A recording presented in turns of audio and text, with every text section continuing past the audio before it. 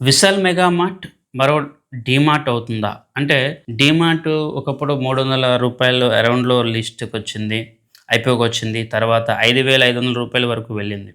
So, అంత abnormal return అయితే డీమార్ట్ ఇచ్చింది. One of the classic example అనమాట. మల్టీ బ్యాగర్ స్టాక్స్‌కి అదొక క్లాసిక్ ఎగ్జాంపుల్. అయితే ఇప్పుడు వస్తున్న విశాల్ మెగా మార్ట్‌కి అంతే హైప్ అయితే మార్కెట్‌లో కొంత కనిపిస్తా ఉంది. ఎందుకంటే ఇది కూడా ఒక రిటైల్ చైను అండ్ రీసెంట్ టైమ్స్‌లో వీళ్ళు లాంచ్ చేసిన కొన్ని షాపింగ్ మాల్స్‌లో ప్రైసెస్ కొద్దిగా బెటర్‌గా ఉన్నాయి. డిస్కౌంట్‌లో ఉన్నాయని జెప్పి ఒక టాక్ అయితే మార్కెట్‌లో ఉంటుంది.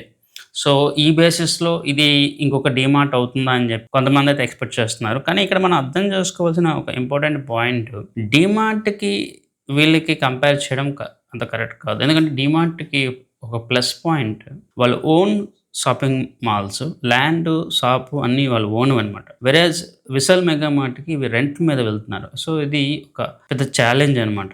సో, అంత ఈజీగా వీళ్ళు డీమార్ట్‌ని ఛాలెంజ్ చేసేది లేదా డీమార్ట్ కన్నా వీళ్ళు ఎక్కువగా రిటర్న్ ఇస్తారనేది అంత ఈజీగా మనం చెప్పలేము. ఇప్పుడున్న మార్కెట్‌లో కొంచెం బజ్ ఉంది కాబట్టి కొంత టైం వరకు ఇది పాజిటివ్ అవ్వచ్చు. కానీ లాంగ్ టర్మ్‌లో ఇది డీమార్ట్‌కి ఎట్టి పరిస్థితిలో టఫ్ కాంపిటీషన్ అయితే ఇవ్వలేదు.